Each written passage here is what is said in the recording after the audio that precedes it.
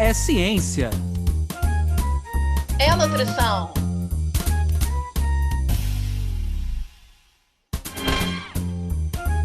É nutrição É ciência. Ciência. da nutrição. Sejam todos bem-vindos pela ciência. Sejam todos bem-vindos pela nutrição. Meu nome é Anderson Teodoro. E eu me chamo Luana Aquino. Está no ar mais um episódio do nosso podcast Ciência da Nutrição, que a gente fica muito feliz de, mais uma vez, estar trazendo informações novas e atualizadas sobre diferentes temáticas da área da ciência da nutrição. E a gente espera que, para você que nos acompanha em qualquer lugar, qualquer plataforma de streaming, no nosso canal do YouTube, essas informações, então, possam promover mudanças de hábitos com as informações que vocês vão adquirindo aqui e que isso possa impactar não só o dia a dia de vocês, mas o dia a dia de todos que estão ao redor de vocês. A gente queria agradecer muito a nossa audiência durante o ano de 2021 e queria, para quem está chegando agora, que passe a nos acompanhar durante o ano de 2022, esse podcast que tem uma característica muito importante, que é falar da nutrição para você que está em casa, para você que está no carro, para você que está ouvindo a gente em qualquer lugar que o nosso podcast tem chegado. Ainda por uma questão da pandemia, que ainda não encerrou, a gente está gravando à distância com os nossos convidados, então a gente pede desculpa por qualquer erro, por qualquer falha, por qualquer ruído que possa apresentar, mas a gente tem procurado trazer o melhor material de qualidade para vocês que nos acompanham. Hoje o nosso tema é um tema muito interessante, uma temática que vem crescendo muito na área da ciência da nutrição. Alguns pesquisadores têm até a ousadia de falar que talvez seja um dos grandes alimentos do futuro em termos de avanços na área da ciência da nutrição. A nossa temática hoje vai ser sobre bebidas fermentadas. Quem vai dividir um pouquinho esse conhecimento conosco sobre essa temática é a professora doutora Cíntia Azara. A professora Cíntia, ela é nutricionista, com mestrado na área da nutrição e especialização em nutrição humana. Atualmente é professora da Faculdade de Medicina de Petrópolis, da Unifase, e também coordenadora do curso de especialização em nutrição esportiva funcional e alergias e intolerâncias alimentares. E a Cíntia tem uma característica interessante, porque ela também é cofundadora da Enutra Alimentos, uma empresa que trabalha, inclusive, com produção de bebida fermentada. Cíntia, muito obrigado aí, seja bem-vinda aqui conosco no nosso podcast Ciência da Nutrição. Olá a todos, eu que agradeço, um prazer enorme estar aqui com vocês, podendo bater um papo, né, sobre esse tema, como você falou, super interessante, é um prazer. Cíntia, a gente sempre gosta de aproximar um pouquinho o nosso convidado do nosso ouvinte. Quem é a Cíntia? Como é que ela chega na nutrição? Como é que ela se aproxima dessa área da produção de alimentos, de bebida fermentada? Como é que conta um pouquinho da sua história aí nessa temática da ciência da nutrição. Então, a Cíntia é uma pessoa encantada pela nutrição. Quando eu fui fazer vestibular, o meu objetivo era fazer nutrição, né? Eu achava muito interessante, naquela época, 22 anos atrás, eu tenho 22 de formada, né? Mais um pouco desde que eu entrei na faculdade. A gente falava pouco, né? Tinham poucas informações, era muito diferente do que é hoje a nutrição. Mas eu gostava. E aí, no meio do caminho, na graduação, eu fui descobrindo coisas novas, principalmente em relação a alimentos, né? O quanto era fantástico esse mundo dos alimentos e a relação deles com o funcionamento do organismo, as possibilidades que a gente tinha de modulação desses alimentos.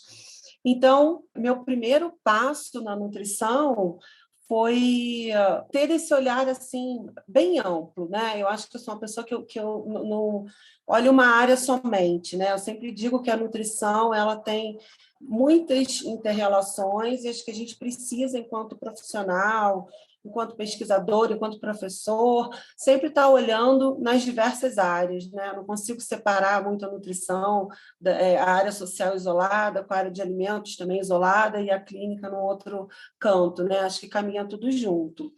E aí, na graduação ainda, eu estudei na Universidade de Santa Úrsula, que era uma instituição privada, então a gente não tinha muito essa questão da pesquisa, né? Até tinha alguma coisa, mas era bem diferente. E o meu objetivo, lá pelo meio da graduação, sempre foi dar aula, né? Aquilo me encantava. Então, eu gostava muito. E aí eu fui, quando eu me formei, eu fui buscar isso, fui buscar uma especialização para que eu tivesse contato com professores de alguma universidade pública, onde eu pudesse entrar para fazer o meu mestrado. E aí eu fiz na UFRJ.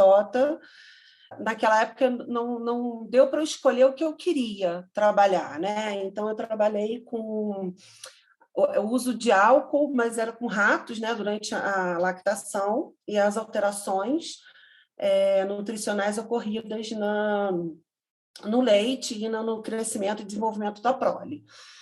E aí depois eu fiquei na minha cabeça que eu queria fazer o doutorado quando eu achasse uma coisa que me encantasse, que brilhasse meu olho, né? E aí depois que eu terminei o mestrado lá em 2005, eu fui dar aula na Unifase, que eu estou até hoje, e sempre com aquela vontade de voltar e fazer o doutorado. Para mim era um pouco mais difícil, porque eu moro em Petrópolis, né? Eu sempre morei em Petrópolis. Quando eu fui fazer faculdade, aí sim, eu morei no Rio, mas depois eu voltei para cá. Então, essa questão do deslocamento nem sempre é tão fácil, né? Eu, depois, no mestrado, eu já tinha uma filha, era casada, dava aula aqui, então tinha as atividades aqui. E aí fui postergando um pouco até que eu conheci o Anderson, né, numa palestra lá na Unifase, e aí fiquei encantada com o trabalho que ele fazia com os alimentos, era aquilo que eu queria fazer mesmo. Nesse meio tempo todo, eu abri uma empresa, que é a Enutra, que é uma empresa uma indústria pequena, bem pequena, de bebidas fermentadas, que é a kombucha, né? Então, foi assim uma outra descoberta maravilhosa na nutrição. E aí eu queria juntar isso, né? Então, pesquisa com aquilo que a gente tivesse trabalhando nessa parte da empresa. E aí o doutorado ficou em cima disso, né? De trabalhar com a kombucha, uma coisa que sempre me encantou muito também, e que eu trabalho muito como docente nesse sentido, é o desenvolvimento de novos produtos, né? Porque a nutrição precisa disso, a gente precisa oferecer para o público, oferecer para as indústrias de alimentos opções que sejam saudáveis, né, para que o público possa ter a praticidade que é necessária hoje em dia, mas que também tenha qualidade, né, nos produtos que estejam disponíveis. Então, eu vejo assim o papel do nutricionista muito nesse sentido. Então, essa é a minha caminhada. Falei um pouco demais, né, mas eu sou um pouco falante. Nada, Cíntia, assim que é bom. A gente está aqui para essa troca e foi ótimo escutar você falando da tua trajetória, né? Fiquei aqui refletindo desse teu duplo lugar tão especial, né? De professora e de empreendedora, né? E aí falando um pouco para os nossos ouvintes, independente da área deles, enfim, características que a gente está se conhecendo agora, né? Mas eu pude perceber da tua paixão pela nutrição, essa questão do olhar de inovação, do olhar de fazer as áreas da ciência da nutrição conversarem. Então, eu vejo que essas três características são, assim, batata, né? Nos empreendedores, que infelizmente ainda são raros na nutrição, mas a gente espera que estimulem outros, né? E entrando, Cíntia, na nossa temática de hoje das bebidas fermentadas, queria muito que você explicasse, né, para a gente, para quem ainda está um pouco na dúvida, o que são bebidas fermentadas. Inclusive, se você puder nos dar alguns exemplos dessas bebidas. Sim.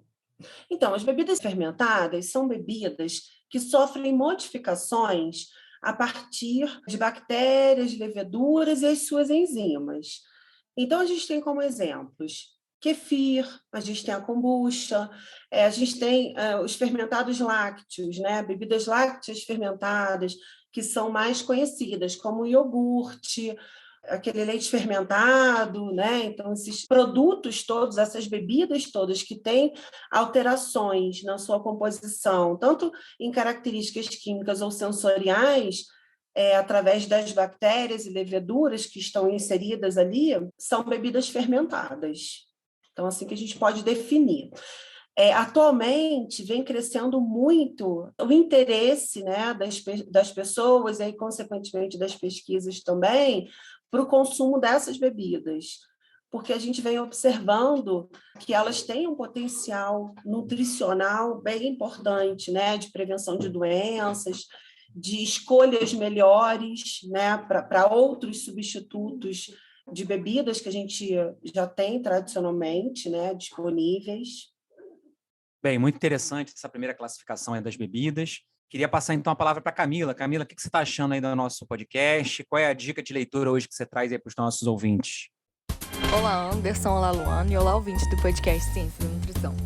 Podemos perceber que nos últimos anos vem crescendo a procura dos produtos naturais e saudáveis, visando diversos benefícios, o que inclui o aumento da procura por bebidas fermentadas.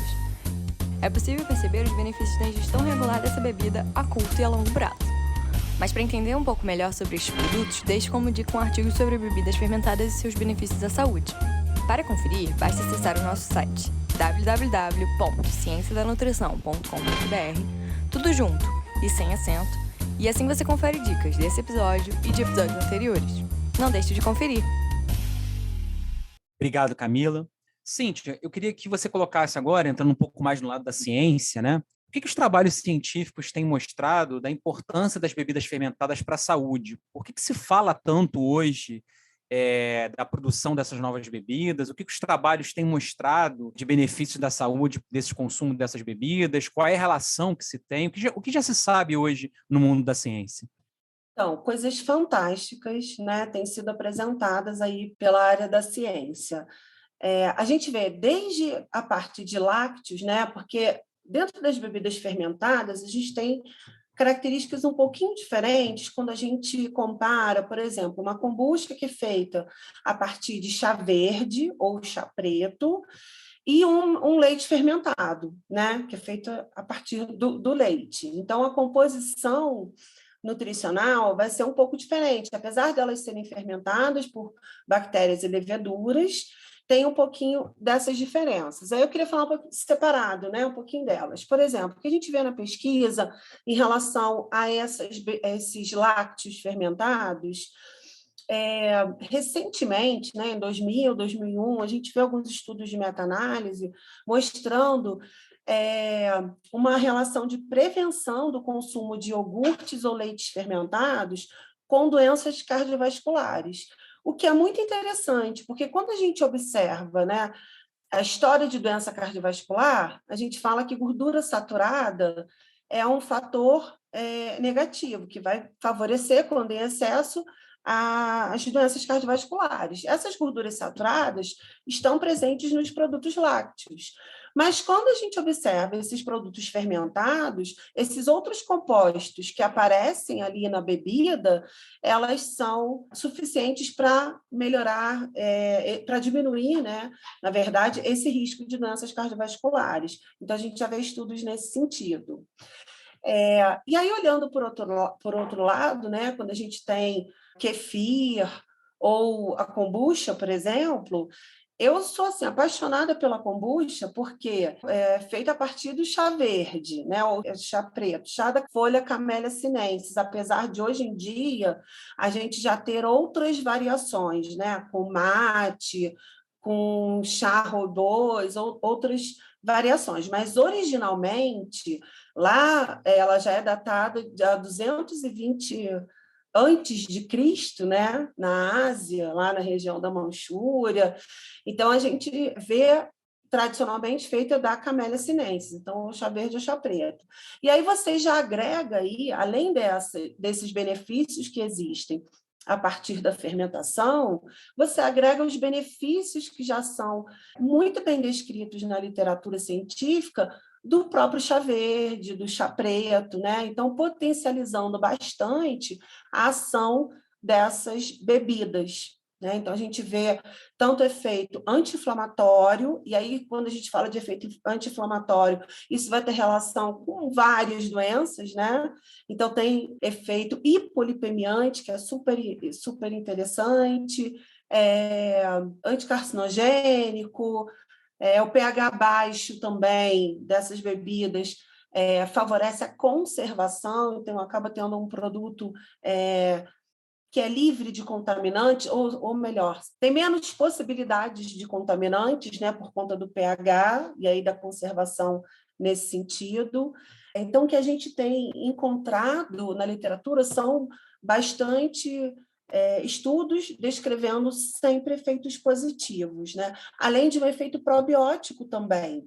Apesar da gente saber que, pela legislação, os probióticos a gente precisa ter uma quantidade grande, né? Ou seja, 10 elevado a 9 unidades formadoras de colônias de micro-organismos, a gente, em alguns estudos, vê um pouquinho menos, por exemplo, na kombucha, 10 elevado a 8, 10 elevado a 7, mas a gente tem uma variedade, são muitos micro-organismos diferentes, o que traz um efeito muito positivo, nesse sentido que eu apresentei para vocês, e também na microbiota intestinal, claro, né? Porque a gente está falando de micro-organismos. Uma outra coisa que a gente vem encontrando também recentemente na literatura é o efeito protetor da alergia alimentar, dessas bebidas fermentadas. Então, a gente tem uma melhora bastante significativa de sintomas, mas a gente também tem essa ação lá na gestação. Então, a gestante que consome essas bebidas fermentadas, por exemplo, que têm um consumo de probióticos interessante, adequado, tem uma chance menor de ter filhos alérgicos. Caramba, Cíntia, quantas propriedades fantásticas, né? Achei que minha dupla de podcast, professor Anderson, estava puxando a sardinha para o lado dele, para a área de ciência dos alimentos, quando ele falou de alimentos e bebidas do futuro, mas até que realmente eu tenho que concordar com vocês que tem um potencial incrível e muito interessante saber disso e dividir isso com os nossos ouvintes. Por agora, Cíntia, eu estava querendo aproveitar esse teu perfil fantástico de formação e de trajetória. Como é que é, né, considerando aí um diferencial do nosso podcast, esse olhar da ciência, como é que é ser doutoranda de um programa de ciência dos alimentos e poder, né, também ter essa experiência profissional, enfim, como cofundadora da Enutra? Dá uma palhinha para a gente das atividades, enfim, que vocês desenvolvem por lá, se você vem conseguindo, de certa forma, aplicar conhecimentos não só da tese, mas das disciplinas, né? E, por fim, aproveitando também a tua pegada de nutricionista, né, eu gostaria muito de saber, para aproveitar todas essas potencialidades que você contou para a gente, das bebidas fermentadas, a gente tem que ter algum cuidado em relação à forma de armazenar, à forma de consumir essas bebidas? Então, vamos lá. É muito interessante, né, ser doutoranda, estar ali na pesquisa e ter um negócio, né, que seja o alvo daquela pesquisa, porque a gente consegue ter um olhar muito mais abrangente para os dois lados, né? Tanto lá, quando estou na pesquisa, eu consigo ter um olhar assim, lá do processo produtivo. Então, tudo que eu preciso saber lá na pesquisa para melhorar o processo produtivo e garantir que a gente tenha um produto que seja realmente saudável, né? E não só aquela questão que eu sempre falo muito do achismo, né? Eu acho que isso aqui é legal. Eu vi um resumo ali, em algum lugar, falando que é interessante para a saúde, então vou desenvolver um produto assim na minha empresa. Mas será que é mesmo? Aí vem o olhar da pesquisa, né? Como é importante a gente juntar isso. Então, o meu olhar quando a gente consegue ter quem está ali na empresa, né, ou o nutricionista, engenheiro de alimentos, enfim, quem for, mas que também esteja na ciência, a gente consegue, com certeza, ter um olhar muito melhor, muito mais aprofundado e desenvolver produtos de melhor qualidade, né? Acho que esse é um papel muito importante para o nutricionista, um campo de trabalho muito importante para o nutricionista, né, que precisa ser explorado. E, por outro lado, quando a gente está lá no papel do empresário, né, fica um pouco melindrado de usar determinadas estratégias que não são tão naturais, por exemplo. Então, eu tenho uma certa dificuldade de, às vezes, querer desenvolver um sabor ou uma técnica diferente, porque como eu faço pesquisa, eu sei que aquilo ali não seria a melhor opção, né? É aceito no mercado como um todo? Sim, algumas coisas sim, a maioria. Mas vem o peso na consciência de quando você é pesquisador também, que, na verdade, eu acho que é um ponto positivo, porque aí você constrói, né, uma linha que é realmente mais confiável, né? E a gente precisa muito disso. A gente precisa confiar na indústria, né? Porque até um tempo atrás eu achava que assim, a indústria de alimentos, nossa, só faz coisa que o nutricionista não gosta. O nutricionista fica sempre olhando, né, meio que de cara feia para a indústria. Mas não é assim. Tem muitas coisas interessantes que são desenvolvidas, que estão sendo desenvolvidas e que podem ainda ser desenvolvidas e melhorar o processo produtivo, né? Com esse olhar do nutricionista, principalmente. E a outra pergunta que você fez, a gente tem que ter o cuidado. Primeiro, a gente tem que garantir, né? Pensar se eu estou comprando ou eu estou fazendo em casa, porque as bebidas fermentadas têm essa possibilidade. Eu posso comprar o produto que está disponível lá no mercado, ou eu posso fazer em casa. Eu posso fazer iogurte em casa, eu posso fazer kefir, eu posso fazer queijos, né? Não é bebida, mas também está lá no grupo dos fermentados. Posso fazer kombucha em casa, né? E aí a gente controla muito bem esse meio, que tipo de água que eu estou utilizando, qual é a qualidade do material que eu estou usando, né?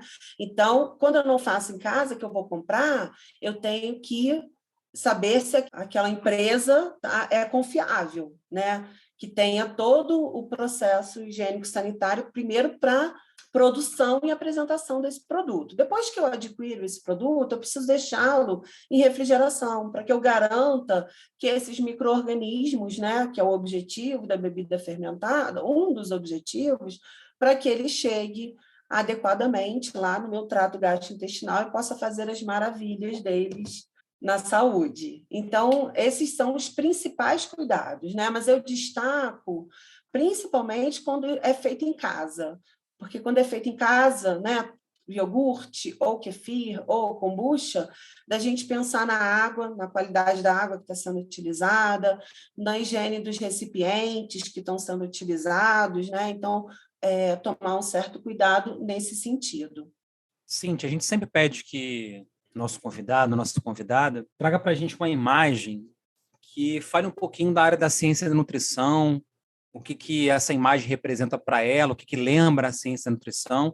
Queria que você descrevesse um pouquinho a imagem que você escolheu e para os nossos ouvintes, o que ela significa enquanto essa relação com a nutrição.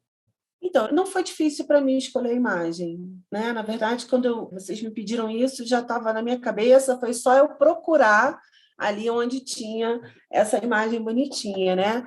Que é ali uma fita de DNA cheia de frutas, de alimentos, né? Porque eu vejo a nutrição, eu sou muito empolgada com a nutrição, porque eu acho assim que é fantástico a gente pensar em algo que está presente na nossa vida, né? Porque tem a questão da cultura alimentar, né? E tudo que ela representa na vida das pessoas, e, ao mesmo tempo, ela é fundamental para a qualidade de vida. Então, a nutrição está presente em todas as áreas da vida da pessoa, né? Então, eu penso nesse sentido. Tudo que eu como tem alguma interferência, né? E eu posso garantir isso sem que seja muito restrito ou que tenha meia dúzia de alimentos selecionados, né? Eu posso deixar que a cultura alimentar esteja presente, porque a gente consegue, sim, em todas as culturas, ter alimentos que tragam benefícios para a saúde, né? Então, foi nesse sentido que eu escolhi a figura. Ai, Luana, lá vem essa musiquinha dizendo que a gente tem que terminar o nosso programa. Pois é, Anderson, verdade. Será que hoje eu vou merecer, ao final do programa, brindar com cálice de bebida fermentada?